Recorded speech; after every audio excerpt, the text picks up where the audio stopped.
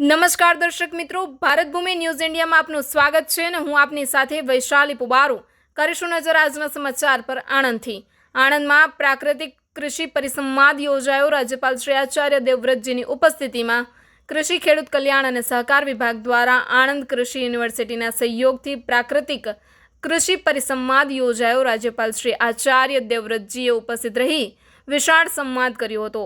તેમણે જણાવ્યું કે પ્રાકૃતિક કૃષિ એ એક ઈશ્વરીય કાર્ય છે અને તે માત્ર ખેતીનો જ ઉપદેશ છે, સમગ્ર રાષ્ટ્રીય મિશન છે। રાજ્યપાલશ્રીએ ખેડૂતોને રાસાયણિક ખેતી છોડીને પ્રાકૃતિક ખેતી તરફ વળવા આહ્વાન કર્યું અને જણાવ્યું કે ભવિષ્ય માટે આ માર્ગ વધુ ફળદાયી છે।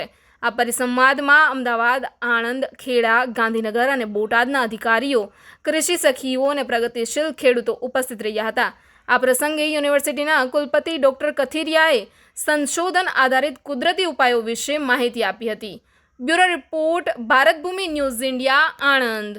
प्राकृतिक खेती करोगे, धरती, पर्यावरण, जल सबको बचाओ और इनको बचा दिया तो ये भगवान की व्यवस्था में सहयोग है, यही ईश्वर की पूजा है। पिछले कई वर्षों से गुजरात में प्राकृतिक खेती का मिशन चलाया जा रहा है।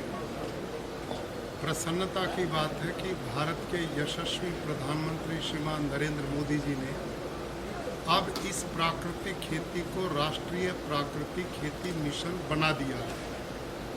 1481 करोड़ रुपया पूरे देश में लगाकर किसानों की सहायता करते हुए प्राकृतिक खेती को जन आंदोलन बनाने का निर्णय लिया गया।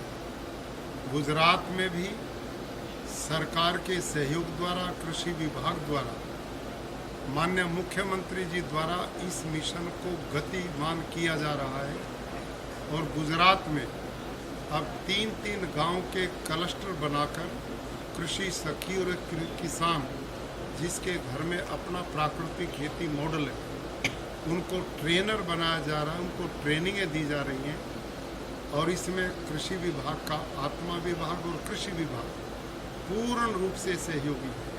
और हमारी एग्रीकल्चर यूनिवर्सिटी प्राकृतिक खेती के विभिन्न बिंदुओं पर शोध भी कर रही है, जिसके परिणाम बेहद सुखद आए। हमारी यूनिवर्सिटीज़ ने 3 साल के निर्णय पर पाया कि प्राकृतिक खेती में उत्पादन रासायनिक खेती के मुकाबले बिल्कुल कम नहीं होता, उसके बराबर रहता और उससे भी ज़्यादा होता है। इसलिए अब देश को ऐसी खेती की आवश्यकता है जिससे पर्यावरण बच सके, धरती माँ का स्वास्थ्य बच सके, गौ माता बचे, पानी बचे, लोगों का स्वास्थ्य बचे। आज रासायनिक खेती के दुष्परिणाम हार्ट अटैक, डायबिटीज, कैंसर जैसे रोग जो बढ़ रहे हैं, इससे मुक्ति का रास्ता केवल और केवल प्राकृतिक खेती है। इसलिए पूरे गुजरात में आज के आनंद में जैसे यूनिवर्सिटी में कार्यक्रम हुआ, ये पूरे गुजरात भर में निरंतर ये कार्यक्रम चलेंगे और एक बहुत बड़ा अभियान चलेगा जिससे लोगों को हम स्वास्थ्यप्रद अनाज, दूध, दही, फल, सब्जी भाजी दे सकें। धन्यवाद।